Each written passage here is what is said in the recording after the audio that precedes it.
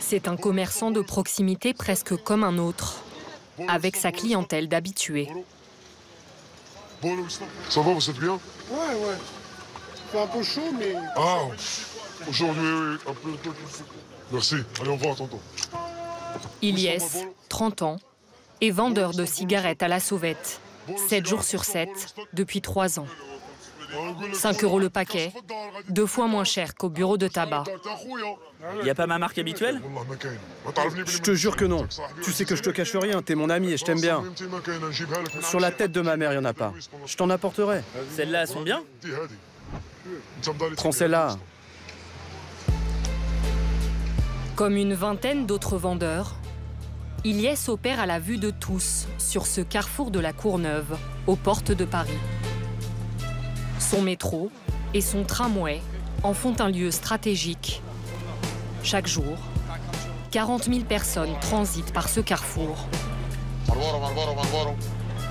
Depuis 2019, les clients peuvent être verbalisés. 135 € l'amende. Vous n'avez pas peur d'acheter des cigarettes de contrebande? Plusieurs fois. Vous avez peur quand il y a un contrôle. Mais tout le monde l'a acheté. Mais tout le monde fait ça. Pourquoi vous achetez vos cigarettes ici? T'as passé 11 € ici, c'est... Normalement, c'est 5 €. 5 €. Tu es malade, frère. Mais tu es malade, c'est vrai. 3 €. C'est le prix auquel Ilyes achète un paquet au marché noir. Sur chaque vente, il fait 2 € de bénéfice. Vous en êtes à combien? J'ai déjà vendu 10 paquets. 10 paquets. Le délit de vente à la sauvette est puni de 6 mois de prison et de 3 750 € d'amende. Les policiers vous laissent tranquille? Comment ça? Non, ils nous laissent pas tranquilles. Ils nous prennent nos cigarettes, parfois on passe la nuit en garde à vue. On vend pas à l'aise. On est toujours sur le qui-vive.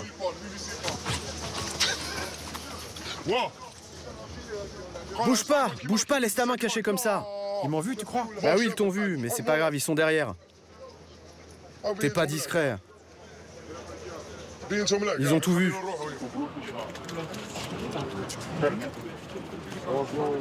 Moi, je peux acheter. Non, moi, je peux acheter.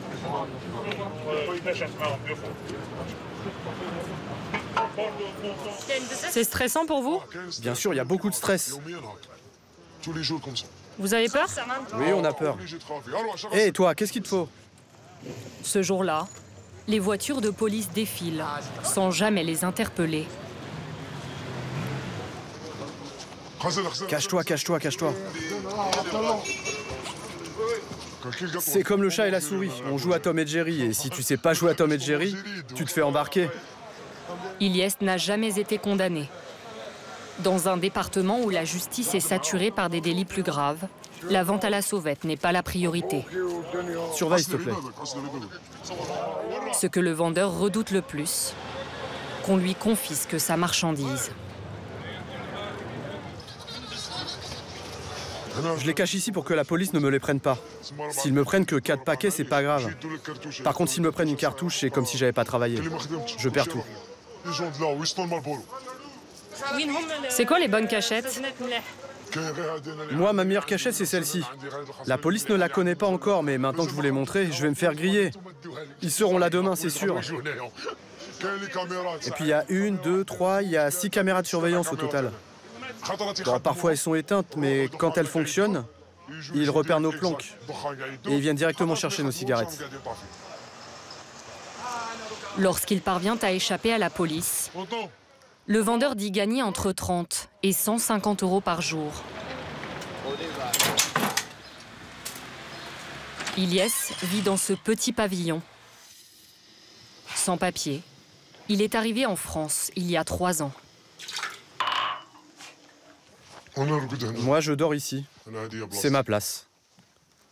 Et là, ce sont toutes mes affaires.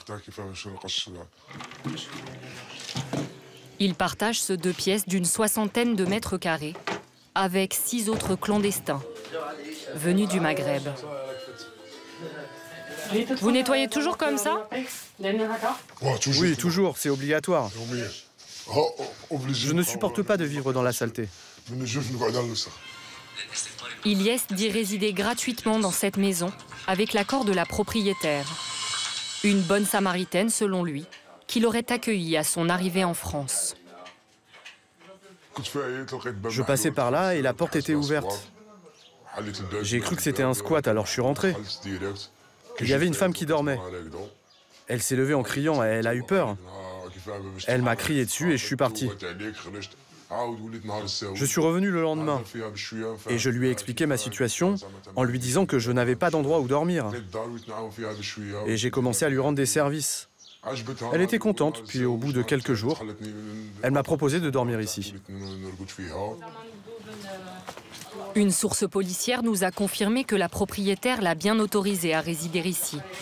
Aujourd'hui, Ilyes dit ne plus avoir de nouvelles d'elle. Ça, ce sont toutes ses affaires. Elle aurait été hospitalisée il y a plusieurs mois. Regarde dans quel état est le jardin. Tous ces hommes vivent de petits boulots. Moi, je travaille dans la sécurité. J'ai pas de papier. Moi, je suis livreur Uber.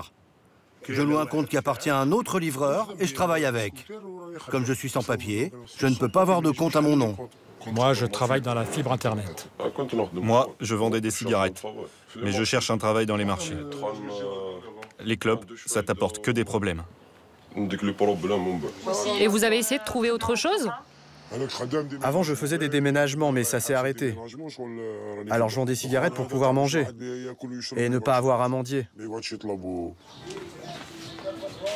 Jour de barbecue, pour célébrer la fête de l'Aïd. Merci, que Dieu te bénisse.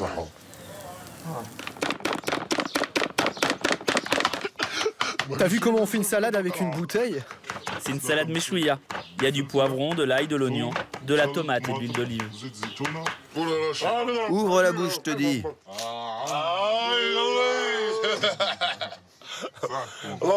En Algérie, ils étaient étudiants, pizzaiolos. Certains ont flirté avec la délinquance. Ilyes, lui, travaillait comme plaquiste à son compte et vivait chez ses parents. Je suis venu en Europe parce qu'il y a du travail et que tu peux te marier. Te fous pas de nous. Il y a tout au bled, boulot, mariage, argent. Il y a tout, faut dire la vérité. C'est juste que nous, on aime bien l'Europe et qu'on n'a pas peur de galérer. C'est tout. Pour rejoindre la France, ils ont tous emprunté la même route. La dangereuse mer Méditerranée. Ilyes a immortalisé son arrivée sur les côtes espagnoles.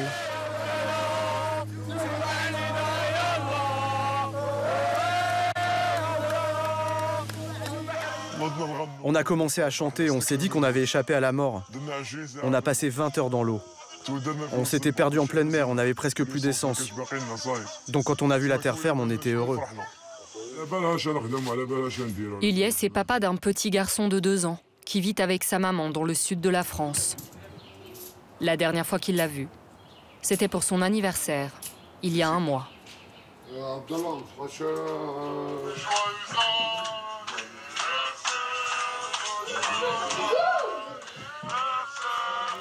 Comment vous vous sentez quand il n'est pas avec vous? Ça me déprime, je suis dégoûté. J'attends avec impatience le moment où je pourrai le revoir. Ilyes dit pouvoir subvenir aux besoins de sa famille grâce aux revenus de la vente de cigarettes. Il garde sa précieuse marchandise sous clé. J'en avais beaucoup, mais la police les a saisis. Ils ont fait une perquisition et ils m'ont pris 1 500 € en liquide et un carton entier de Marlboro. Les plus chères et les plus rares, ce sont les cigarettes de contrebande. Ça, c'est des cigarettes originales, elles sont authentiques, elles viennent d'Algérie. De vraies cigarettes importées illégalement en France. C'est comme si tu les achetais au tabac, en fait. Mais celles qu'il vend le plus, ce sont les cigarettes de contrefaçon, des imitations fabriquées en Chine et dans les pays d'Europe de l'Est. Je supporte pas ces cigarettes, elles ont un goût immonde. Dès que j'en allume une, je ne peux pas la terminer, je la jette. Je peux pas, ça passe pas. Ilyes ne montre en revanche aucun état d'âme pour les vendre. Comment se procure-t-il cette marchandise? Un autre vendeur à la sauvette de la Courneuve, Nassim, a accepté de nous emmener sur son lieu d'approvisionnement. Il fait ce trajet tous les jours et descend une station avant sa destination finale.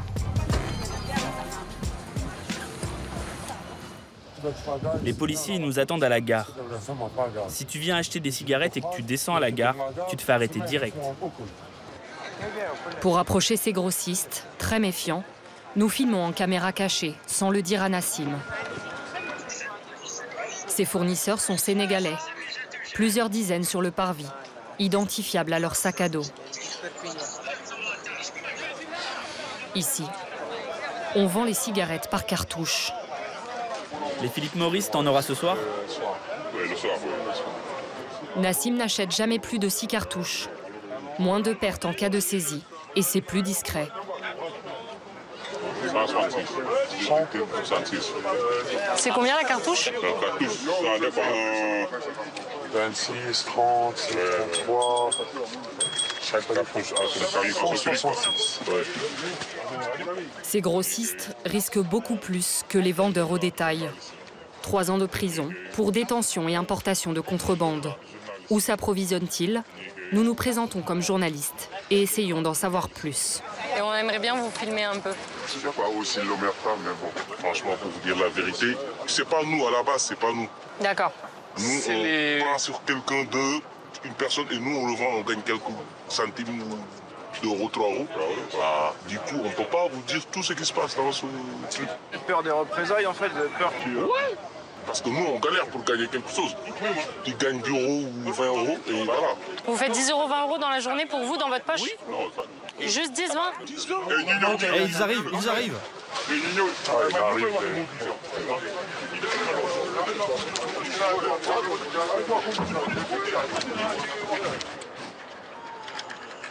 L'an dernier, plus de 700 000 cartouches ont été saisies en Seine-Saint-Denis.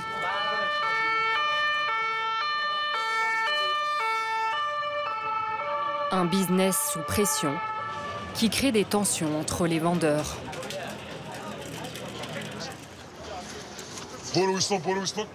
Gare à celui qui ne respecte pas les tarifs.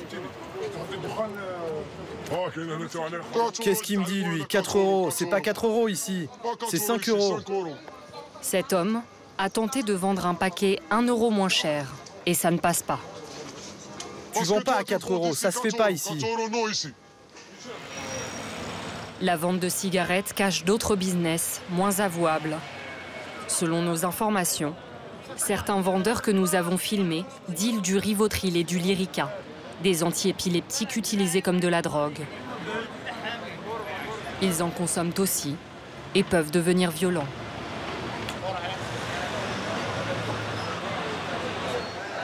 Un café. Voilà. 16 ans que Mickey tient ce bar PMU sur le carrefour. Il a vu débarquer les vendeurs à la sauvette il y a 5 ans. C'est arrivé d'un coup. On les a vus, on a vu 1 ou 2, après 4 ou 5, après des groupes. Et après, il y a une année où c'était chaud, hein, parce que c'était beaucoup de bagarres entre eux, de vols. Il y a eu des morts. Hein. Pour un mort, il y en a un sur la place, parce que comme ils étaient nombreux, quand vous avez quelqu'un qui veut acheter des cigarettes, eh ben, ils arrivent, ils sautent à 5 ou 10 dessus pour les vendre des paquets de clopes. Et entre eux, ça dégénère. Et il y en a un qui s'est fait planter, il est mort. Hein. Moi, je l'ai vu, ils ont mis le truc par-dessus la tête. Hein. Adepte de l'autodéfense, Mickey est fier de nous montrer ses armes de dissuasion. Voilà. Ça, qu'on n'y arrive plus avec la... Quand on voit que ça va trop loin, voilà. Ça, c'est quand c'est light, et ça, c'est quand il y en a un qui sort le couteau. Voilà. La police est au courant, vous avez ça? Ah, mais la police doit être au courant. Hein. Je dis, moi, soit vous me défendez chez moi, ou je me défends. Donc moi, je ne peux pas me laisser faire. Si la hache n'a jamais servi, ce n'est pas le cas de la batte de baseball. Vous voyez, c'est lui était tout le temps shooté. Et là, il s'embrouille, là, il est en train... Bon, mon fils, il n'a rien compris. Il y a 2 ans, un vendeur à la sauvette prend à partie un employé de Mickey et jette sa vaisselle. Et voilà. Là, c'est votre fils, là? Ouais. Ouais.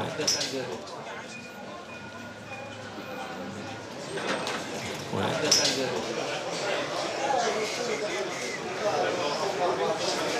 C'est pas un peu disproportionné par rapport à la situation? Peut-être, mais bon, si on n'en vient pas en main, ils reviennent, ils font ce qu'ils veulent.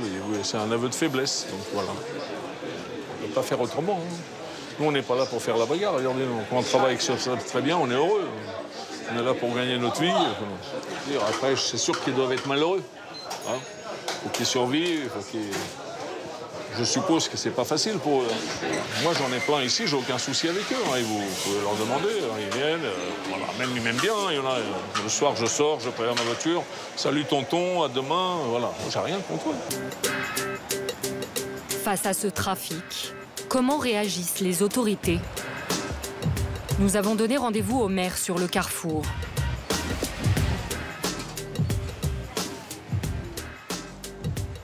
C'est comme ça qu'on lutte contre le trafic de cigarettes?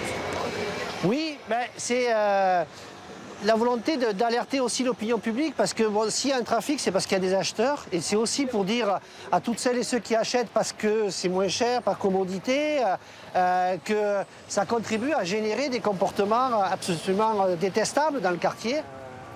Le patron d'un supermarché se joint à la discussion.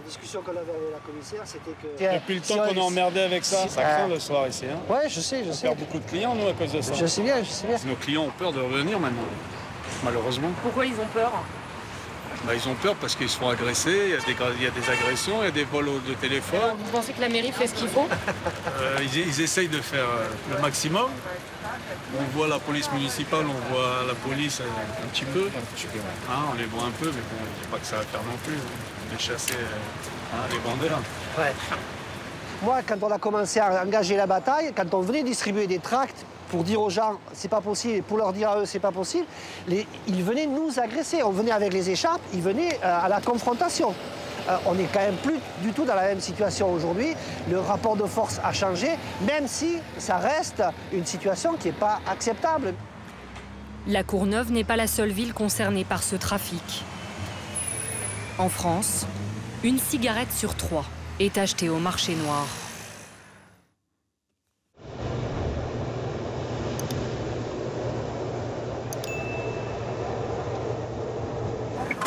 Il est dans la lime là? Allez, c'est bon, on y va. Je vais passer par là. On va aller au plus simple. Ce groupe de policiers intervient dans une épicerie, placée sous surveillance depuis une semaine. Allez. Priorité, cheveux gris et les clés. Leur cible? Contrôle de police. Vous avez rien sur vous, monsieur? Cet homme d'une 60aine d'années. Retournez-vous, s'il vous plaît. Aperçu à plusieurs reprises, apportant des cartons de cigarettes. Vous avez le papier? Je peux me boire? Oui. Des cigarettes de contrebande, à peine dissimulées dans le magasin. En quelques minutes, les policiers mettent la main sur une première partie du stock. Ce ne sont pas des contrefaçons, mais de vraies cigarettes fabriquées à l'étranger et importées illégalement. Et 4, 8 et 2, 10, ça fait une cartouche. 9 et 4 paquets, en fait. Leur vente est totalement interdite en France. Là, on retrouve vraiment des cigarettes un petit peu de toutes les marques, là. Hein. Les clients ont le choix, là. Parce que comme dans un vrai bureau de tabac, finalement. Ah bah oui, là, c'était... finalement, c'était un tabac illégal, mais c'était un tabac, hein, au final. Hein. Là, ils faisaient plus leur chiffre d'affaires avec les cigarettes qu'en vendant du coca. Hein. Un tabac clandestin, car seuls les buralistes, quelques restaurateurs et les stations-service sont autorisés à vendre des cigarettes. Ici, le paquet était vendu 6 € contre 9 en moyenne dans le réseau légal. Un énorme business dont les bénéfices échappent à l'État, car les taxes représentent plus de 80% du prix d'un paquet. Vous ne travaillez pas ici, mais on a des éléments qui nous prouvent le contraire. Donc vous êtes passé en garde à vue pour ça, est-ce qu'on prévient quelqu'un de votre famille? Guidés par le suspect, les agents vont contrôler dans la même rue 3 autres lieux de stockage appartenant à l'épicerie. Un garage et 2 appartements. Il n'y a personne dedans? Personne? Non. Ici, encore plus de cigarettes sont découvertes. 4, 10, 11, 12, Toujours de marques différentes et d'origines variées, surtout d'Espagne et du Maghreb. Les Gaulois, tu en as 1, 2, 3. Une belle prise. Au total, près de 70 cartouches de cigarettes. Une vingtaine de cartouches de tabac à chicha sont retrouvées pour une valeur à la revente estimée à près de 5 000 €. La gérante de l'épicerie et sa nièce, qui travaille ici comme vendeuse, sont elles aussi interpellées. Mademoiselle, venez avec nous. Je veux fumer ma cigarette avant la garde à vue, s'il vous plaît. Je peux fumer ma cigarette avant la garde à vue. On parle avec restez là, restez là. Bon, je reste là, je parle. Je reste, voilà, vous restez là. Vas-y, reste là, je reste avec eux 2 mois. Samy, l'un des policiers équipés d'une caméra, va essayer d'en savoir plus sur leur petit business. C'est vous la patronne? La gérante? Je vous dis. Mais c'est pas un paquet, c'est du zine ici, c'est un bureau. Je vous le dis franchement, mademoiselle. Madame, je vous promets, c'est un bureau tabac ici. Vous savez quoi? Je vous le dis, vous marchez 100 fois mieux que le bureau tabac. Pour recel de tabac illicite. Venez, on se met là, s'il vous plaît, là, mettez-vous là devant. Elle risque jusqu'à 5 ans de prison et 375 000 € d'amende. Depuis des mois, la vente de cigarettes de contrebande explose à Marseille. Ici, plus d'une cigarette sur 2 consommée provient de réseaux illicites. Elles arrivent surtout par ferry, transportées par les voyageurs qui viennent des pays du Maghreb. Elles sont ensuite répandues en ville par un vaste réseau de petites mains, des vendeurs à la sauvette, qui les proposent au grand jour. Non, qui a une petite cartouche dans les mains, là. Même dans le centre-ville, ces jeunes tiennent boutique 24 heures sur 24. Et les transactions se font en moins de 10 secondes. Garçon, vous avez des clopes? Ouais. Je veux light Marlboro. Très bien. Acheté 1,20 € au Maghreb, le paquet est revendu 6 € ici, soit près de 5 € de bénéfice. Algérienne? Bien. Pénalement, l'acheteur ne risque rien. Ce business lucratif provoque des guerres de territoire, souvent réglées à coups de couteau, parfois même sous l'œil des caméras de surveillance. Boum, il arrive là, ça plante, il va partir par ici. La victime va venir. Une scène devenue presque banale pour les policiers. Ils sont prêts à se planter pour dire c'est moi le plus fort, c'est moi qui travaille ici et toi tu dégages. Voilà, c'est la jungle en fait. Pour mettre de l'ordre dans cette jungle, une unité spéciale de la police a été créée en mai dernier, dans les quartiers nord de Marseille. Non, mais si on s'éloigne, on va plus capter. Surnommé le groupe Clop. Et après, on se fait par téléphone, on se fait dire 30. Une cellule de 5 policiers, emmenée par Stéphane, brigadier chef. La lutte contre le trafic on y va. Commence par des heures de surveillance. Ce matin, l'équipe part pour le marché aux puces dans le nord de la ville, un haut lieu de vente de cigarettes de contrebande. Tenue de sport, vêtements sombres, ces policiers essayent de se fondre dans le décor. Nadège, 30 ans, sera aujourd'hui chargée de repérer les vendeurs. Du coup, là, pour infiltrer... Là, le but, c'est que vous implantiez en toute discrétion. À la demande de Stéphane, nous coupons notre caméra. Le temps pour Nadège de prendre position dans ce bâtiment qui surplombe le site. Derrière une vitre sans teint. Encore avec vous quand je suis sur place. Alors tu vois, celui-là en rouge là-bas, lui, il faut pas qu'il nous voie. Bah, il est en train de dire bonjour au vendeur. Et il est censé travailler ici, tu vois. Et on n'est pas à l'abri aussi que ça peut être un petit haut gradé dans leur hiérarchie et qui nous dénonce sur les lieux, tu vois. La présence des policiers n'est plus un secret. Avant, les vendeurs gardaient sur eux des sacs entiers de cigarettes. Aujourd'hui, ils prennent leurs précautions et n'ont que quelques paquets à la main. Cet homme en bleu se ravitaille auprès d'un complice. Vente après vente. Et ensuite, avec lui... Là, j'aimerais bien voir un rechargement, tu vois. On veut remonter à celui qui leur livre, quoi. Mais pas de grossistes à l'horizon, juste des petits vendeurs. Ah, ben voilà, tu vois, il y a des clopes dans les mains. Un trafic qui, dans son organisation, a beaucoup de points communs avec la vente de stupéfiants. Il y a un transac qui va se faire juste sous tes yeux. Voilà, les vendeurs, en bas de l'échelle, sont secondés par des guetteurs, encadrés par des responsables qui viennent récupérer le fruit des ventes. Et je lui donne l'argent. Attends. Il y a une livraison où la livraison va se faire, tu vois. Au bout d'une heure de surveillance, Nadège a repéré 3 voitures suspectes. Comptez une vingtaine de vendeurs actifs. C'est assez pour intervenir. Alors là, tu vois, t'as les collègues qui sont en train de traverser. Les policiers en scooter se positionnent. Nadège leur décrit en direct les hommes à interpeller. Bon, ceux de l'entrée, ils sont faciles à choper. Mais là, ils sont en train de vendre, tu vois. Là, je les vois, ils sont en train de faire des transacts. Ah, la sacoche, c'est bon, je la vois mieux. Il a la sacoche blanche au niveau de la bandoulière et rouge. Le suspect a la sacoche et ce jeune homme sur le vélo. Une des cibles prioritaires du groupe.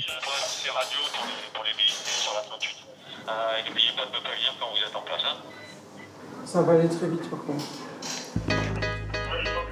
Et quelques secondes plus tard, c'est le coup de pied dans la fourmilière.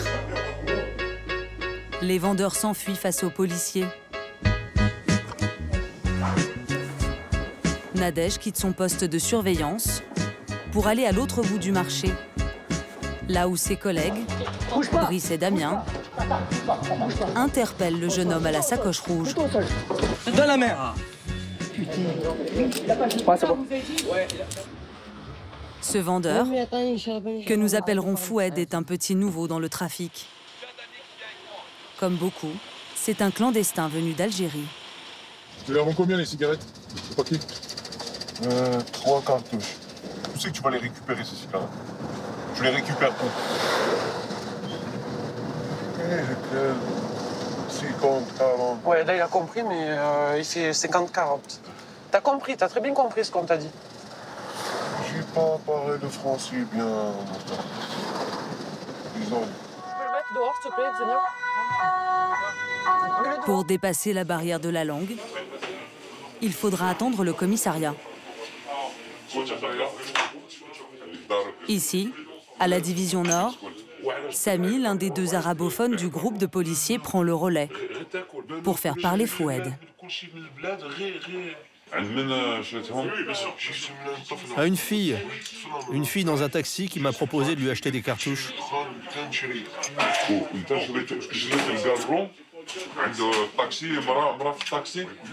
Oui, elle les vendait. Les cigarettes viennent au marché, nous on est assis, on attend les voitures venues du bled.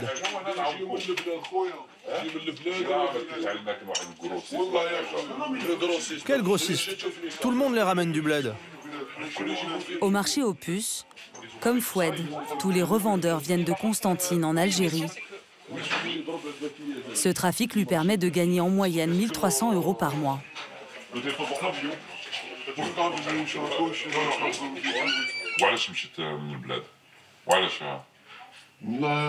C'est la misère là-bas, mon frère. Oui, je savais. Mais croyez-moi, j'avais pas d'autre solution. Je suis mineur, c'est mon seul moyen de survie ici. D'accord. Dans son sac, Il vendait toute la matinée quand même, tu vois. Nadège découvre 3 cartouches de marque américaine. Pas mal. Pour vente à la sauvette, le jeune homme risque jusqu'à 6 mois de prison et une amende de 3 750 €. Il est placé en garde à vue.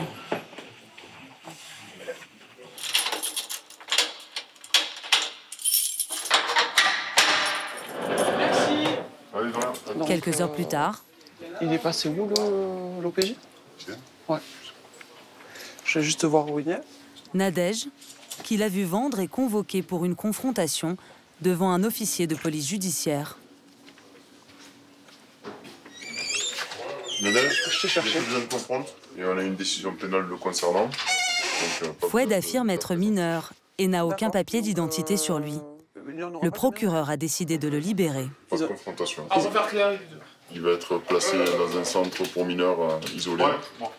Et lorsqu'il aura la majorité, s'il est encore là, il devra faire face à une éventuelle sanction pénale.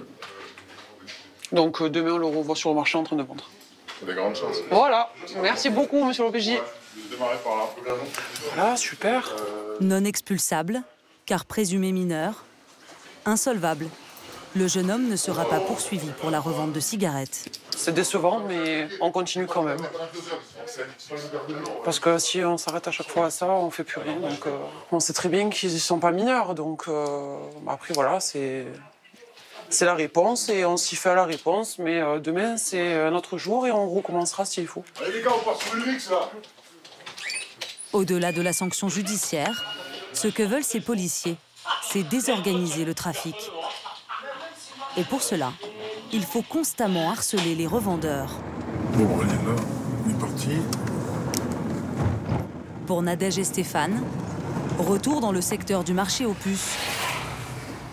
Après une surveillance, ils croient tenir une piste intéressante. Là, Ben, de l'autre côté, on est de l'autre côté. Samy et son collègue en scooter pensent avoir repéré une cache de cigarettes. On a vu un mec, bon, vendeur, on l'a vu rentrer dans un petit appart. Fouilleux, à pied. Il est assis sur une terrasse, il a une veste grise, un haut gris, là, assis. Vous par là, vous venez, comme ça, nous on va passer par derrière. Ils décident d'intervenir à l'intérieur même de ce fast-food. L'homme à la veste grise est toujours là. Bonjour. Bonjour, tu viens d'où là, à l'instant? Il y a 5 minutes, tu viens d'où? Ouais, il y a 5 minutes. C'est quoi ça? Fourmi. Mais c'est quoi? Ça vient d'où? Travaille dans ça? Tu vends? Le consommateur. Du tabac à chiquer, des billets, premiers indices du trafic. Mais les policiers veulent surtout savoir ce qu'il se passe dans l'immeuble repéré par Samy. La fameuse adresse qui pourrait servir de lieu de stockage. Un bâtiment insalubre, squatté à quelques encablures du marché aux puces. Bonjour, police! Police! Le suspect serait venu ici, sur le palier, 2 portes, dont une cadenassée. Et un homme qu'ils prennent d'abord pour un complice. Vous avez les papiers du logement? Il y a quelqu'un là-haut? Il s'agit en fait d'un voisin. Non, je le connais pas, mais il habite là. En face. Ouais, c'est bon. C'est bon, en face. Qui reconnaît formellement l'homme à la doudoune grise. Bonjour, police! Des personnes? Le suspect qui n'y habitait dans ce squat doit assister à la perquisition. Lui aussi vient de Constantine, comme les vendeurs du marché aux puces.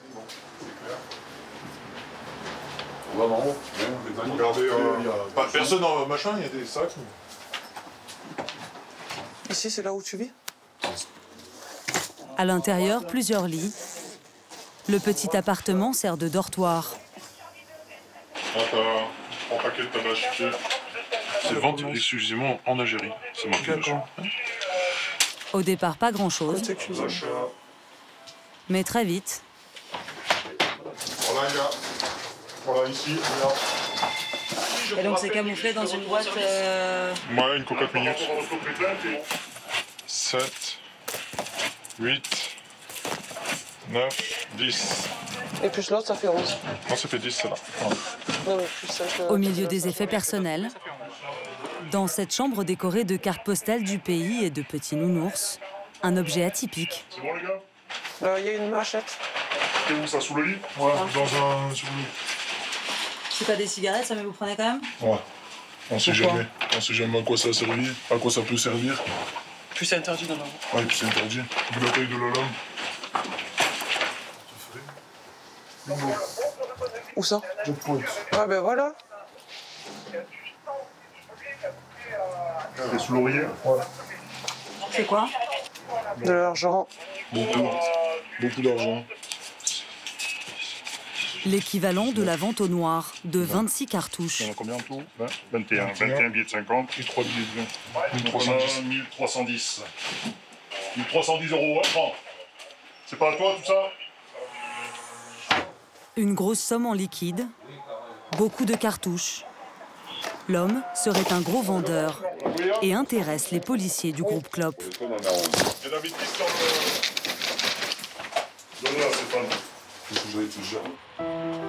Où se fournit-il? Est-il alimenté par des grossistes?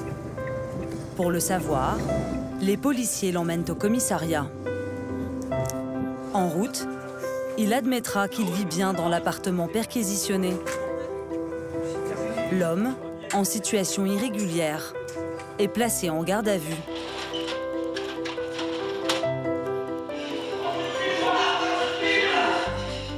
L'argent trouvé sous son matelas et dans son portefeuille, un peu plus de 1 700 €, est saisi par la police judiciaire.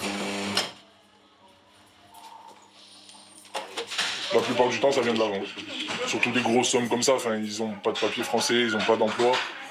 Ils ne touchent pas le RSA, ils n'ont pas la CAF, ils n'ont rien. Donc ça me paraît énorme. Pour que ce soit légal, on va dire. Tu n'as plus rien? Hein? Les policiers vont faire une dernière découverte. Tu as enlevé les chaussures? Qu'est-ce que c'est? Tu as enlevé les chaussures ou pas? Monsieur, non. Le monsieur, les chaussures? Un petit couteau sur lui. Bon, c'est rien. L'autre? C'est pas un gros couteau, mais bon, quand même, avec ça, il peut blesser quelqu'un, voire tuer quelqu'un. Ah, il avait ça? Ouais, c'est bien caché. Non, ça va, stable. Ces interpellations servent aussi aux policiers à recruter certains vendeurs qui deviendront des indiques et les alerteront lors de grosses livraisons. C'est souvent ces petits vendeurs-là qui te permettent de remonter sur des éventuels grossistes ou autres. Après, des fois, on essaie de nouer plus ou moins en contact avec eux pour avoir un peu plus d'informations. Des fois, ça marche, des fois, ça marche pas.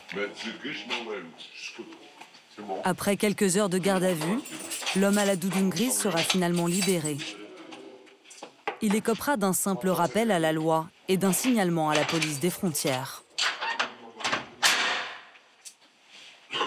Si peu d'affaires aboutissent à des procès, la création du groupe Clop a néanmoins permis de porter quelques coups au trafic.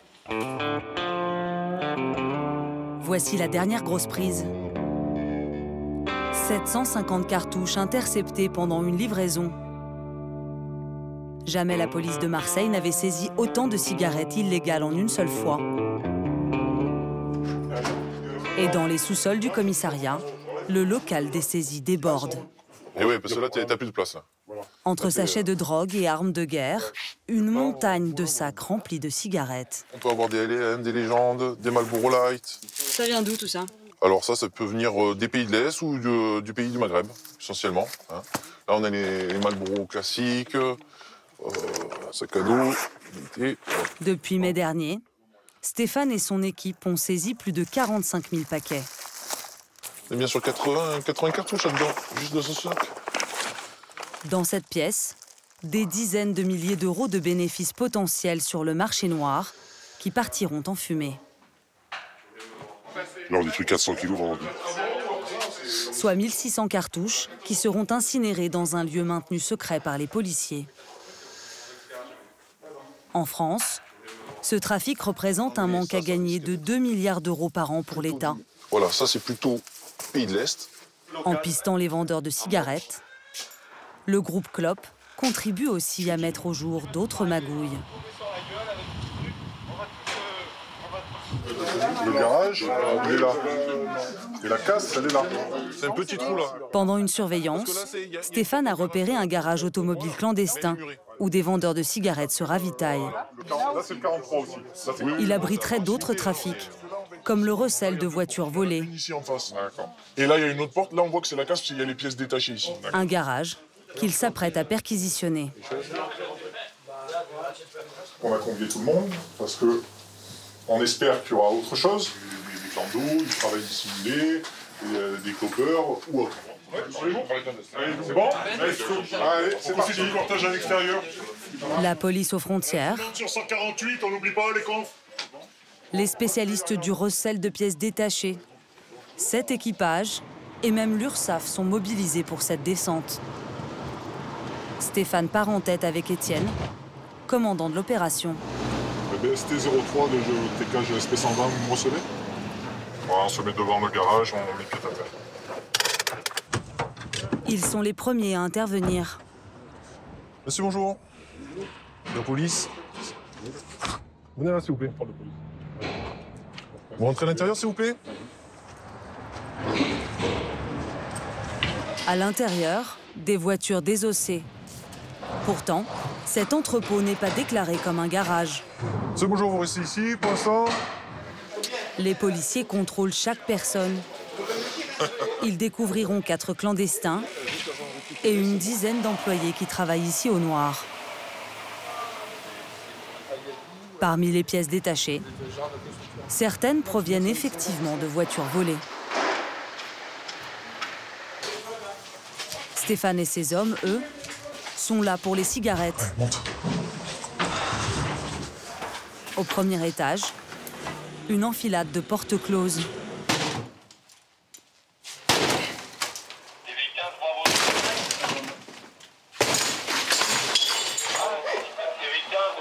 Des bureaux, transformés en chambres. Là, vous louez combien? Vous payez combien? Celui-là, payez pas, moi j'ai passager. Des hommes y vivent à plusieurs sur des matelas posés à même le sol. Vous payez pas, vous, ici? Algérien. Algérien, vous avez votre passeport sur vous? Oui. Eux aussi sont employés au noir dans le garage et viennent d'Algérie pour de courtes périodes avant de repartir au pays. Ah ben voilà. Et ils n'arrivent pas en France les mains vides. On va continuer la fouille.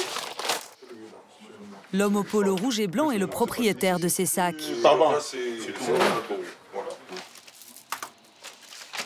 Nadège trouve 6 autres cartouches et des dizaines de paquets de tabac à chiquer. Tu les as achetés où? Non, ça vous paye les vacances. D'accord. Pourquoi tu... le fait d'en vendre un petit peu ici, ça vous paye les vacances. Pourquoi tu les ramènes ici?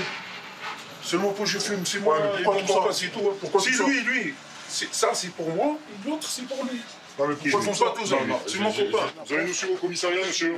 Hein? Vous allez être entendu dans le cadre de cette affaire pour une détention en vue de la vente de cigarettes de contrebande. Oui, je ne vendrai rien, moi. Quand je vendrai cigarettes. Excusez-moi. Ils sont tous en situation régulière? Non, non, lui, il a un passeport italien. D'accord. Italien, algérien. Une double nationalité qui permet à l'homme au polo de circuler librement entre l'Europe et le Maghreb. Non, ça c'est le lieu de naissance, ça. Il fournirait les vendeurs à la sauvette après chacun de ces allers-retours. Et c'est toute la difficulté de la lutte contre ce trafic. Ils sont des milliers comme lui à l'alimenter chaque jour par des petites livraisons. Peut-être vous allez juste avoir un rappel en disant, écoutez, les cigarettes de contrefaçon, faut pas en acheter, c'est illégal, machin. Peut-être que ça va être ça. Après, c'est le magistrat qui décide. Si voilà, s'il veut vous mettre une amende, il vous met une amende. C'est lui qui choisit après. Nous, on n'a aucun pouvoir.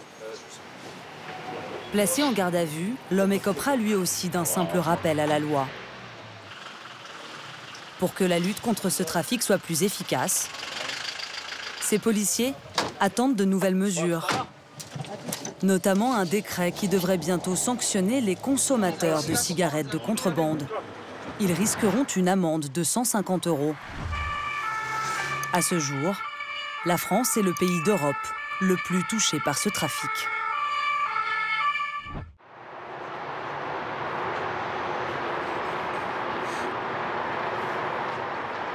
C'est l'un des plus gros échangeurs de la capitale.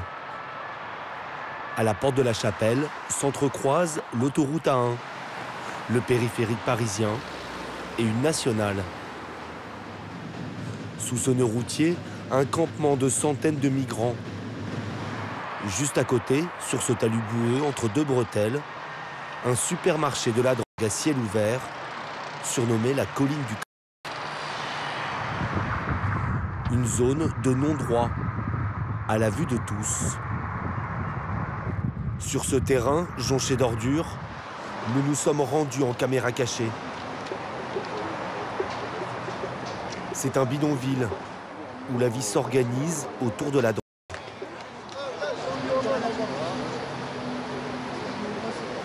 Les dealers ne se cachent pas. Ils risquent pourtant 5 ans de prison. Les toxiques ont souvent leurs revendeurs attitrés.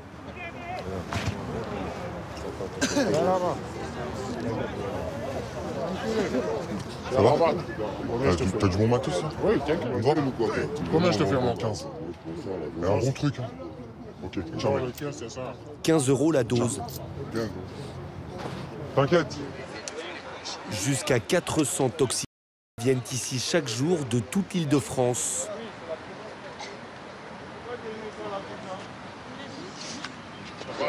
Certains fument directement sur place.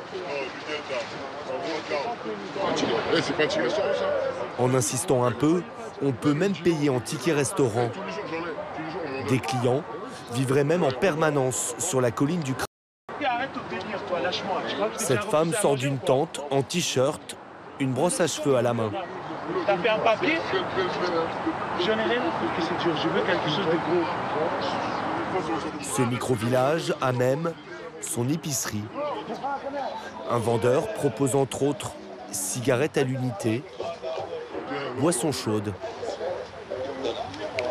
Un café. Merci. Combien de sandwich? Il rend même la monnaie. Merci, mec. C'est ici que chaque jour, Nicolas, un toxicomane de 25 ans, vient s'approvisionner. Il fume du depuis 1 an et demi. J'arrive à faire un 100, mais c'est difficile quand même. C'est vrai que ça s'est installé rapidement. Il part consommer à quelques mètres à peine. Sans domicile fixe, il dort depuis 2 mois de l'autre côté de cette bretelle d'autoroute. Bon allez, c'est parti. Oh là là.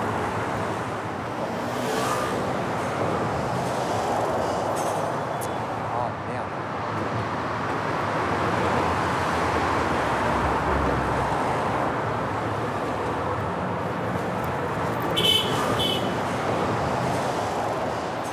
Nicolas a installé sa tente au milieu de celle des migrants. Alors voilà pour 15 €. Le coupe la faim et empêche de dormir. Ça fait quand même plusieurs semaines que je dors plus vraiment. Je tourne un peu qu'au... Et c'est pas bon aussi pour le cœur, il y a quand même de la... Nicolas a tenu à témoigner à visage découvert pour alerter sur les dangers de cette...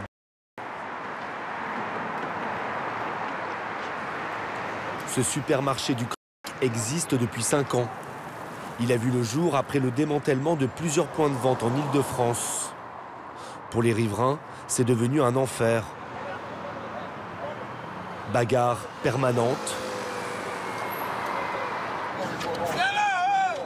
Et des craqueurs, comme on surnomme les consommateurs, qui déambulent tels des fantômes dans tout le quartier en quête d'argent. Là, regardez, vous en avez un aussi qui approche là, devant vous. Voilà. Toute la journée, ça erre comme ça. Toute la journée, ça erre comme ça. Nagem tient l'unique bar tabac de la Porte de la Chapelle depuis 12 ans. Dans son café, les toxicomanes ne sont pas les bienvenus. À peine arrivé, il expulse un couple de son établissement. Ouais, ça Et comment vous la connaissez? Je le connais. Ah, C'est ça que je l'ai viré. Je ne laisse pas rentrer. La fille, elle va aux toilettes, j'ai pas voulu. vous voulez aux toilettes? Ouais, pas de toilettes, y'a rien. Je ne les sers même pas. Pour aller aux toilettes chez Nagem, il faut montrer patte blanche. Voilà, c'est l'ouverture des toilettes. Il filtre l'accès au WC pour éviter que les toxiques n'aillent y fumer du...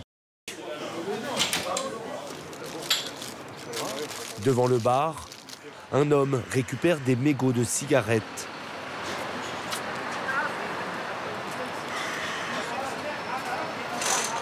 Là, regardez, là, vous en avez un qui erre, là, qui est complètement déchiré, complètement drogué. Ouais. Il est en train d'errer, là. Toute la journée, c'est comme ça. Comment voulez-vous que les gens s'assoient à la terrasse, que ce soit en été ou en hiver? Ouais. Impossible. Impossible. Quand on voit ça, on n'a pas envie de s'installer et manger. Ouais. On n'a pas envie de s'installer et boire un verre. Chef, faut pas rester ici, faut partir. C'est pas possible. Le chiffre d'affaires de Nagem a chuté de 30% ces dernières années. Et quand ils ne sont pas devant sa terrasse, Les craqueurs sont en dessous, sur les quais du métro. Victorino, un riverain, vient de rester bloqué une dizaine de minutes dans une rame. Des gens sur les voies qui ont du coup fait couper l'électricité du métro, comme d'hab. C'est qui ces gens sur les voies? Comme d'habitude, je pense que des SDF ou des toxiques. Toujours pareil. Du coup, Victorino est en retard pour venir chercher son fils à l'école. Juste avant sa naissance, il y a 8 ans, lui et son épouse ont acheté un appartement dans cette tour. Un 70 mètres carrés, confortable, au 6e étage, avec vue imprenable sur la porte de la chapelle. Là, le soir, on voit tout. On voit les SDF qui font la manche, on voit les toxiques qui s'engueulent, des Roms aussi qui s'engueulent avec les SDF ou avec les toxiques. Enfin, voilà. Victorino a acheté son appartement 260 000 €. Aujourd'hui, il n'arrive pas à le revendre et regrette cet investissement. Si quelqu'un fait une proposition, ça va être une proposition super basse. Justement à cause du quartier. On est perdant sûr. On est là, on est bloqué. C'est un peu... rien que le dire, ça fout un peu les boules. Tu le trouves joli, le quartier? C'est ça. Mais voilà, j'ai pas envie qu'il voit ça très longtemps.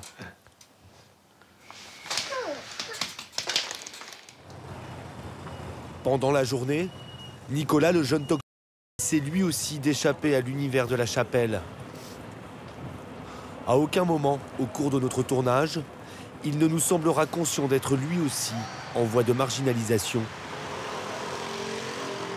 Voilà l'exemple de quelqu'un peut-être un peu plus touché par le crack. T'as pas peur, toi, de venir comme ça? C'est pour ça aussi, et d'autres, quand je vois d'autres cas aussi, comment? quand même, ouais. Même s'il reconnaît des risques graves pour sa santé, il en parle avec détachement, comme si cela ne le concernait pas. Tous les jours, direction Gare Saint-Lazare et son piano en libre service.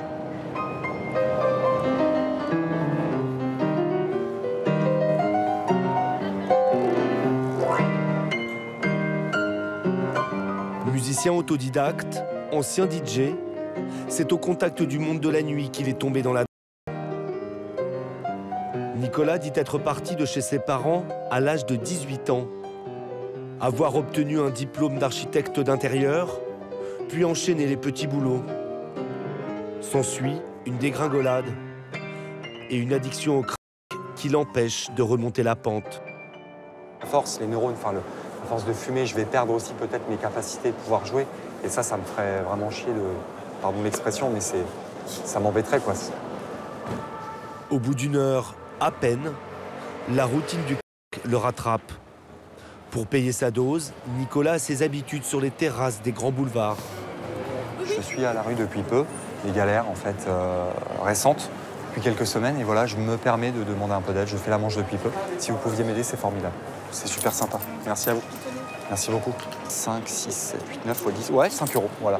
Ils se disent, tiens, il va peut-être acheter à manger ou se faire plaisir autrement, mais c'est vrai que s'il le savait, il ne me donnerait pas déjà, et puis si quand même, ça m'embête un peu. Une fois qu'il a réuni 20 €, retour, porte de la chapelle.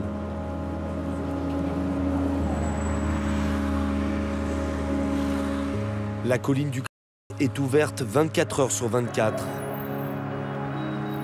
Le soir, un guetteur surveille les allées et venues incessantes.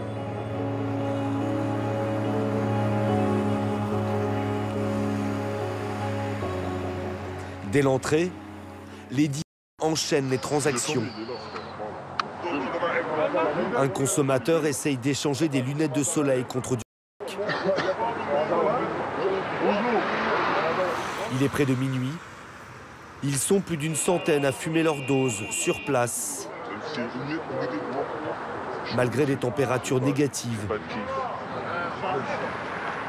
Les dealers sont réunis sous cette bâche. On les surnomme les mots doux, un terme wolof qui désigne habituellement les migrants sénégalais.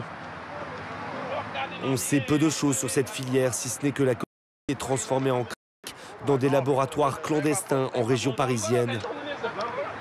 La plupart de ces petites mains du ne consomment pas la drogue qu'ils vendent. Ah oui, là c'est toujours dangereux à cette heure-ci aussi. Alors attends. Sa deuxième dose de la journée en poche, Nicolas rentre fumé sous sa tente. Oh putain, il y a déjà même plus ma tante qui était là. Ah, tu retrouves plus ta tante? Après, il y a des tentes qui sont sûrement disponibles. Oh, il y a quelqu'un. Ok, pardon. Selon lui, les migrants lui ont confisqué sa tente. Il y a certains migrants qui n'acceptent pas le tout ça. Ils sont un peu contre ça. Et ils ont dû savoir que je fumais, etc. Ok. La tente, c'est à qui? Personne? Donc là, au moins, j'ai une tente pour ce soir. C'est impeccable. Oh. Toxicomane et migrants, deux populations qui se côtoient avec des tensions permanentes. Selon les associations d'aide aux étrangers, les dealers proposeraient gratuitement du crack aux migrants pour les rendre accros. Une cible facile, ils sont environ 1 millier dans un dénuement presque total. Cette nuit, il fait froid, la météo prévoit de la neige. Les migrants vont être évacués vers un gymnase.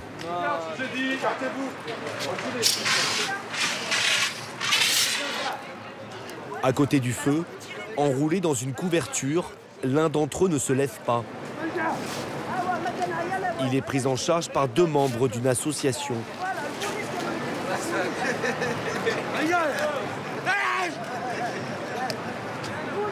Il prend du crack, le pauvre, à cause de la colline. Ça, voilà, il y en a 3 autres aussi. Mais il n'était pas comme ça, il était très bien. Le pauvre. 3 ou beaucoup plus. On ne sait pas exactement combien de migrants sont tombés dans le crack. Tous ne trouveront pas une place à bord de ces bus. Beaucoup devront encore cohabiter avec la colline du crack.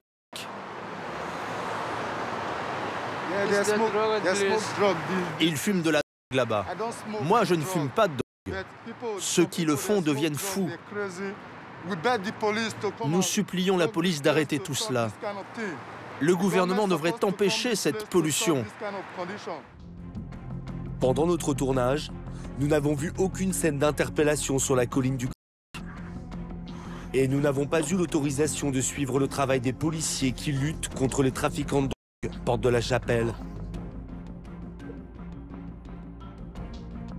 Ces agents viennent une fois par semaine pour encadrer et protéger les éboueurs envoyés par la ville de Paris. À chaque fois, 7 tonnes de déchets sont ramassées.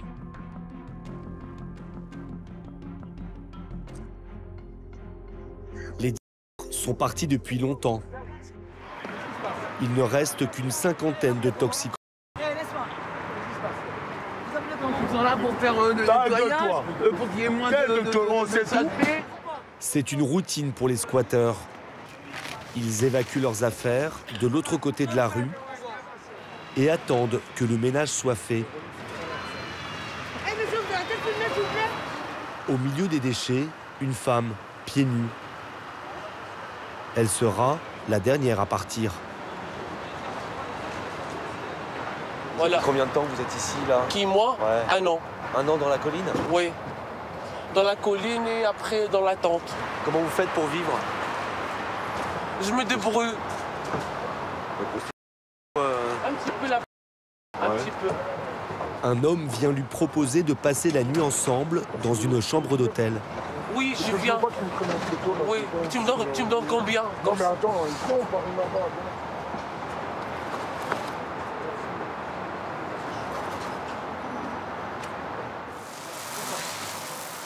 2 heures plus tard, le nettoyage est terminé. Les dealers sont les premiers à reprendre possession de la colline. Et les toxicomans se réinstallent. Le supermarché du crack peut réouvrir ses portes. Une semaine plus tard, même heure, même endroit, même scène. La colline du Croc est de nouveau évacuée pour être nettoyée. Cette fois, Emmanuel Grégoire, le premier adjoint à la maire de Paris, a fait le déplacement, accompagné de travailleurs sociaux.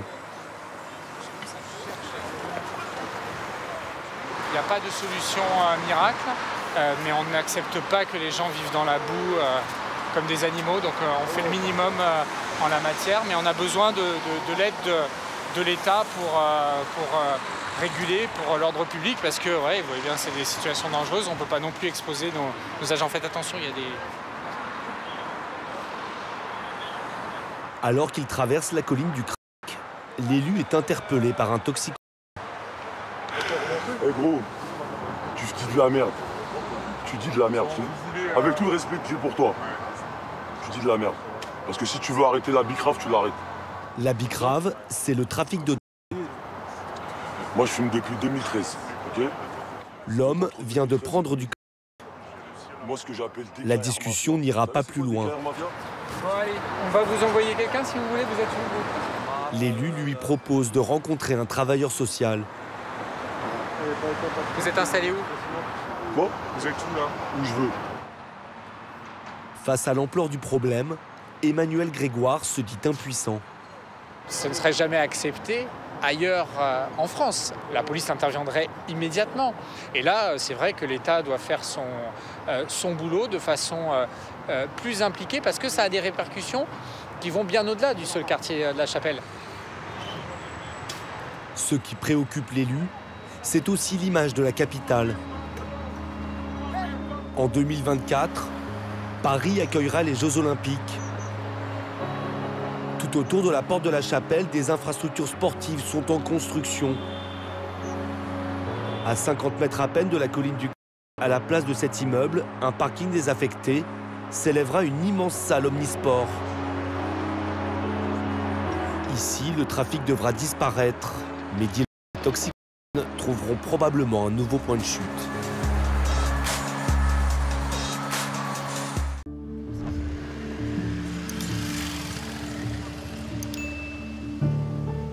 Après plusieurs jours de négociations, nous avons obtenu un rendez-vous avec un trafiquant qui gère tous ses business depuis l'écran de son smartphone.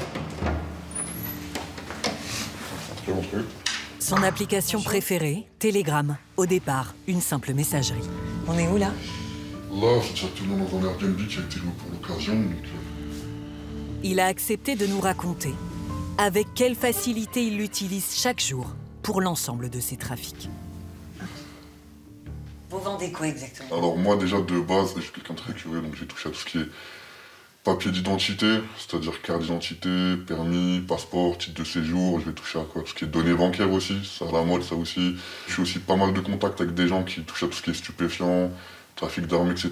Donc vous avez vendu des armes sur Telegram? Après c'est volatile, dans le sens où il y a des semaines où j'ai rien vendu, il y a des semaines où il y a eu 20-30 ventes directement. Qui vous achète des armes?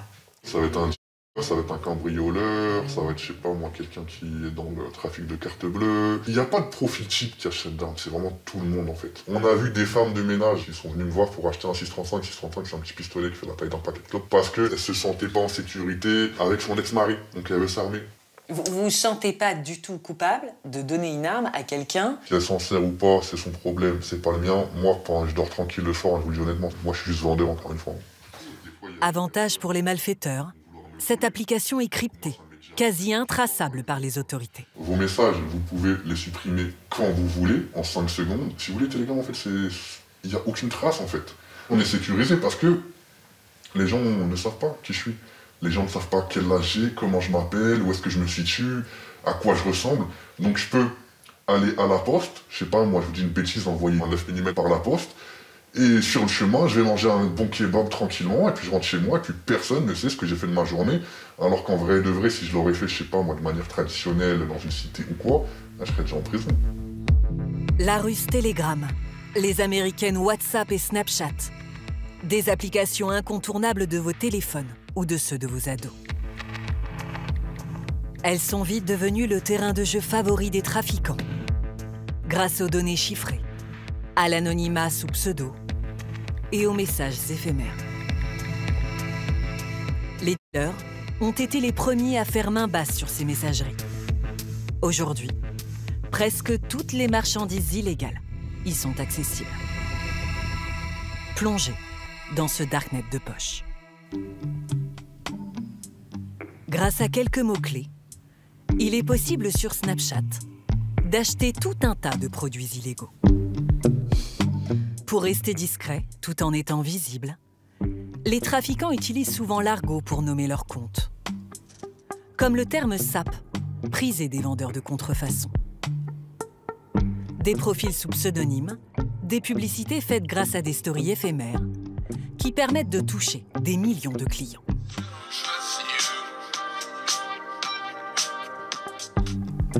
Les vendeurs affichent même leur numéro de portable et orientent leurs clients vers une autre messagerie cryptée, WhatsApp. L'un d'entre eux nous répond par un message vocal. En fait, c'est pas un showroom ni une boutique. On fait tout ça en ligne, c'est-à-dire on a nos catalogues. Et n'hésitez pas à me demander si vous avez besoin du moindre renseignement, je suis là pour ça. Il nous envoie des liens vers la messagerie Telegram cette fois, pour accéder au fameux catalogue. À l'intérieur, plusieurs centaines de contrefaçons de grandes marques de luxe. Nous prétendons vouloir acheter ce sac, vendu 160 €, 10 fois moins cher que l'original.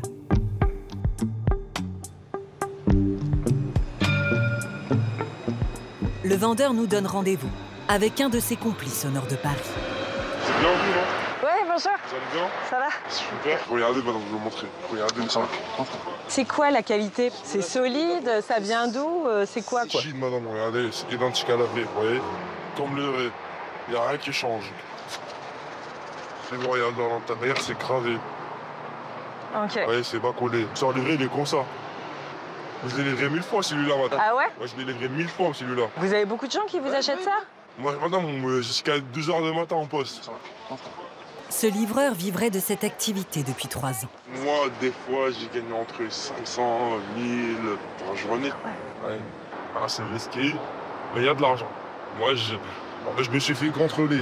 Et c'est pas grave. J'ai pris une amende 150 €, je l'ai pris. La contrefaçon est passible de 5 ans d'emprisonnement et de 400 000 € d'amende.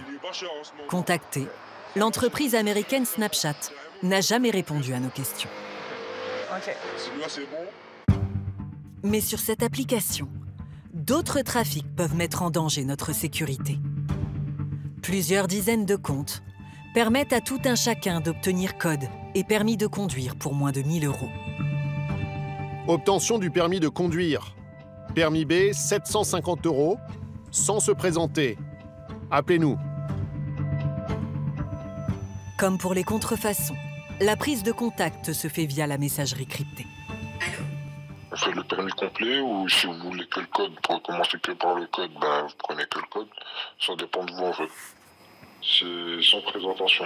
T'as juste à payer et moi je te ramène ton permis. C'est de mon côté, je travaille avec une auto-école. Un vrai permis de conduire, sans faire la moindre heure de cours. Comment est-ce possible? Un trafic d'ampleur nationale a récemment été démantelé à Besançon. Au cœur de la fraude, cette auto-école en aurait vendu entre 200 et 300 en 2 ans. 10 personnes ont été mises en examen. Le système s'appuyait sur un inspecteur du permis de conduire véreux.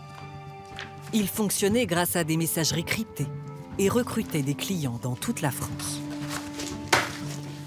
Ces gérants d'auto-école passaient par ces canaux-là pour obtenir des clients pour venir passer les examens.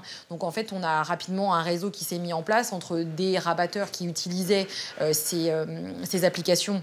Et la machine s'est de plus en plus emballée, puisque au départ, c'était quelques personnes, puis plus le temps est passé, plus on en a eu. Et donc, ce qui a même abouti à ce qu'ils augmentent leurs tarifs, puisque au départ, on part sur des permis qui sont vendus pour la somme de 1 000 €, donc ce qui était une somme déjà conséquente. Et à la fin, quand on intervient, les permis sont vendus pour 2 500 €. Le patron de l'auto-école fixait avec les clients une date pour passer le permis avec l'inspecteur corrompu. Le jour J, il allait les chercher à la gare de Besançon, récupérait l'argent, puis les conduisait sur le site de l'examen. Pour s'assurer quand même que la personne savait à minima conduire, l'idée était de faire un tout petit tour de voiture pour s'assurer que les personnes avaient la connaissance quand même de la pédale d'accélérateur, de frein, ce genre de choses. Et une fois que ça s'était fait, il présentait les candidats à l'examen. Généralement un parcours très écourté, aucune manœuvre, vraiment quelque chose de très basique. Et derrière, 2 jours après, validation du permis de conduire officiel. Pour rester discret, le gérant de l'auto-école veillait à ce que le taux de réussite au permis ne soit pas trop élevé. Il s'arrangeait pour que certains de ses véritables élèves échouent à l'examen. C'est le cas d'Ambre, 23 ans, qui a pris une vingtaine d'heures de conduite dans cette auto-école. La plupart des heures de conduite, c'est de 17 à 18 heures. Donc sur Besançon, de 17 à 18 heures, c'est les heures de bouchon. Donc sur ces 20 heures, il y en a vraiment peu où je vais réellement conduire. Je posais des questions, c'était à peine si on me répondait. Le gérant, j'ai pu conduire avec lui 2-3 fois, pas un mot. Pas un seul mot, c'était jusqu'à la 18e heure, je pense, juste avant de passer le permis, où il m'a dit « Bon, bah, c'est bon, t'es prête ». Ça vous semblait prématuré? Ah bah clairement, oui, bah, vraiment, parce que j'étais vraiment pas prête. Et encore une fois, moi, avant, je leur avais dit « Mais vous êtes sûrs ?» Parce que s'ils me faisaient faire un créneau, par exemple, j'étais incapable de le faire. Lors de l'épreuve, Ambre a grillé une priorité à droite. Elle n'a pas obtenu son permis. Comme elle, plusieurs dizaines de personnes auraient été envoyées au casse-pipe par le patron de l'auto-école. On a saisi de grosses liasses de billets lors de perquisitions dans des sacs de voyage, en grande quantité, notamment chez le gérant de l'auto-école. Ça représentait combien cette saisie? Un peu moins de 75 000 € en liquide. Donc c'est quand même pas anodin d'avoir des sommes pareilles chez soi en petites coupures. Montant total de la fraude, 400 000 €. Le gérant, l'inspecteur et leurs complices sont en attente de leur procès. Mais leurs clients conduisent toujours, car la procédure pour invalider leur permis est longue et complexe. Est-ce que vous savez s'il y a eu des accidents suite à ces faux permis en circulation? On a une dame qui s'est plainte auprès du gérant de l'auto-école en disant « C'est inadmissible que vous ayez donné le permis à mon mari parce qu'il y a eu un accident grave où il y a eu 3 personnes grièvement blessées. » Et elle dit « Vous n'auriez jamais dû lui donner le permis de conduire. Il n'aurait jamais dû conduire. » Sur ces messageries cryptées, les escroqueries peuvent parfois prendre une ampleur inédite. De véritables supermarchés du crime prospèrent sur Telegram. Le voyou, qui vend notamment des armes, Avi, utilise l'application depuis 5 ans. Il gère 20 canaux illégaux, jusqu'ici, en toute impunité. Moi déjà, je suis quelqu'un, je change beaucoup de domicile et je ne garde jamais rien chez moi. Donc on m'a déjà perquisitionné plusieurs fois et ils sont repartis chou blanc. Moi j'ai continué ma sieste. Maintenant, admettons que j'ai pas de chance, j'ai un téléphone sur moi. Et c'est mon téléphone de travail, vraiment c'est que j'ai fait le coup. Sauf que moi, j'ai des collègues qui ont accès à mon compte. Ils voient que je réponds pas pendant 2-3 heures. Ils se doutent qu'il y a un problème, je suis en garde à vue ou quoi. Mais ils peuvent tout simplement auto-détruire mon compte, supprimer tous les messages en 5 secondes. Alors que eux, la police, ils vont peut-être mettre quoi? Allez, 6 mois. Entre 4 et 6 mois à récupérer mon compte. Donc oui, à ce niveau-là, je suis en sécurité. Dès l'adolescence, Avi se lance dans les trafics en ligne. À 13 ans, il commence à vendre des contrefaçons sur Facebook. Quelques années plus tard, Avi se met à la vente de stupéfiants sur Telegram. Il découvre alors un univers de malfrats et un nouveau filon, encore plus lucratif. J'ai trouvé un business, en fait, c'est dans l'ultra-luxe, où il n'y a pas grand monde dedans, on doit être 3 ou 4 en France à le faire. À bien le faire en France, on doit être 3 ou 4 maximum. Du coup, moi, je me suis spécialisé dans la contrefaçon de bijoux et de montres en or massif. Et je fais du vrai faux. Par exemple, je vais vous ramener un faux bracelet Cartier en or véritable, avec des diamants véritables. Le poids, il va être identique, et la facture, elle va être identique. Ça, c'est un certificat de la maison Cartier, donc qui est impossible à avoir. Il faut certains contacts, et je ne sais pas si vous remarquez, mais il est vierge en fait. Ce qui fait que vous pouvez prendre un bijou volé, un bijou faux, etc. et mettre les informations dessus. Vous allez dans n'importe quelle boutique Cartier dans le monde, Votre bijou, on va vous expliquer qu'il est authentique de A à Z alors qu'il n'est jamais sorti de chez eux, quoi. Pour écouler ces contrefaçons, Avi trouve sur Telegram des revendeurs qui vont ensuite escroquer des particuliers sur des sites d'occasion. Vous allez aller la mettre sur le Bon Coin, sur eBay, sur, je sais pas moi, Facebook Marketplace, etc. Vu qu'elle est en règle et entre guillemets authentique, ça va partir directement. Pour des petites montres à 7-8 000 euros, la personne elle va encaisser 20 à 30 000 euros. Et donc cette personne elle va gagner 1 an de SMIC en 2 heures en ayant vendu une montre. Et le premier réflexe qu'elle va avoir, c'est revenir vers moi, en acheter une deuxième et recommencer. Son business illégal lui rapporterait en moyenne 30 000 euros par mois. Un de ces nouveaux réseaux de trafiquants a récemment été démantelé par la justice. Au tribunal correctionnel de Paris, le 5 avril dernier, se terminait le procès de 9 prévenus, liés à un canal Telegram, la Genèverie. Contrefaçon de montres de luxe, mais aussi faux papiers et même des fichiers de police, étaient vendus par des faussaires et des policiers véreux. Non, on veut pas du tout. Des condamnations records, 206 millions d'euros d'amende pour le faussaire de montres et de la prison ferme pour 6 des 9 prévenus.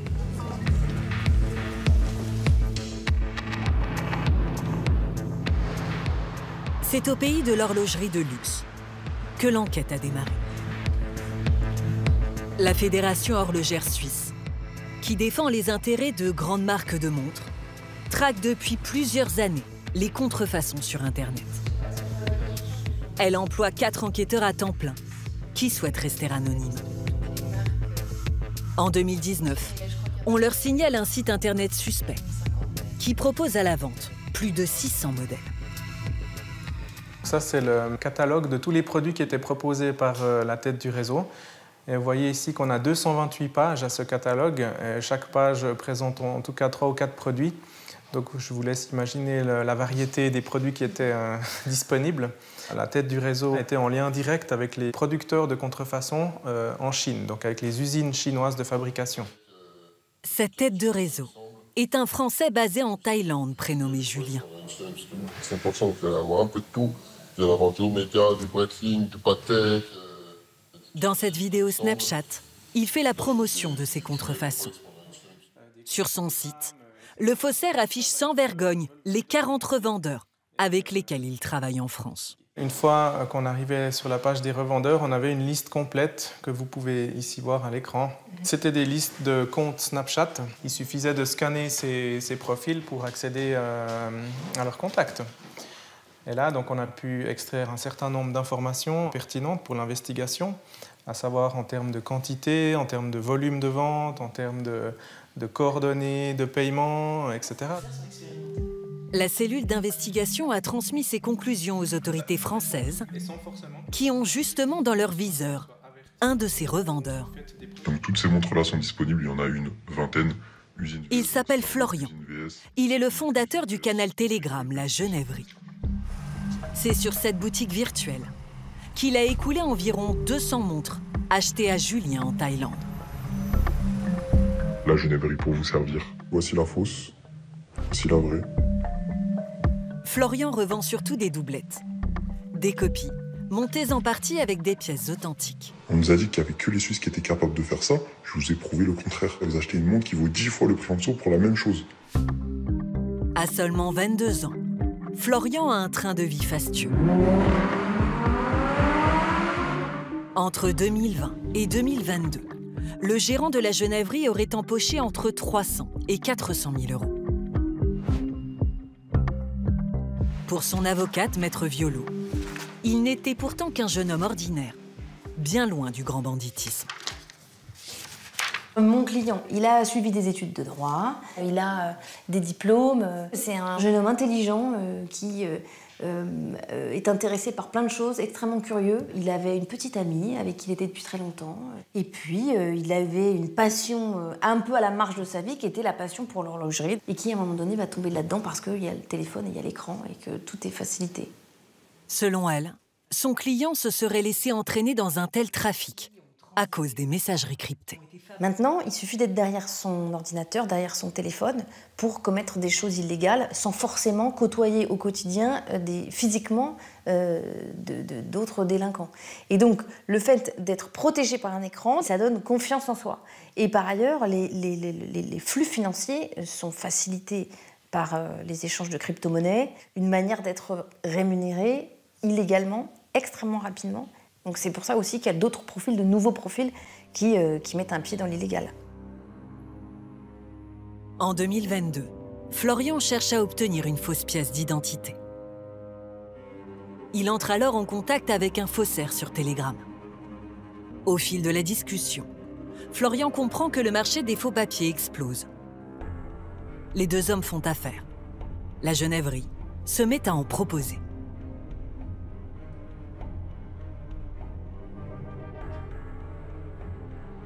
De la même façon, Florian commence un autre trafic.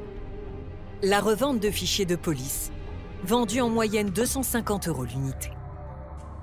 Le client a un mandat d'arrêt pour 8 ans de prison dans le fichier centralisé des personnes recherchées. Les délinquants peuvent savoir ce que la police détient comme information et si une enquête à leur encontre est en cours. Des données obtenues grâce à des policiers véreux, comme une certaine Sephora, qui travaille dans ce commissariat de région parisienne. Karim, un étudiant de 20 ans, joue les intermédiaires. Il organise la collecte des fichiers confidentiels auprès de la policière. Elle rentre évidemment son numéro de matricule, elle consulte les fichiers parce qu'elle y a accès en tant que fonctionnaire de police, et en réalité, elle va capturer, elle va prendre une photographie des informations qui sont sur le logiciel et ensuite les transmettre à mon client. Et le très grand nombre de consultations va évidemment alerter certains enquêteurs. On parle de un peu plus de 2000 consultations. Bon, c'était démesuré, hein, vraisemblablement c'était complètement démesuré par rapport à ses fonctions et surtout qu'il me semble, elle était à l'accueil, hein, je crois, du commissariat dans lequel elle travaillait. Une enquête interne a été ouverte par la police des polices. Pour l'ensemble de ces trafics, Florian a été condamné à 4 ans d'emprisonnement et à 200 000 € d'amende.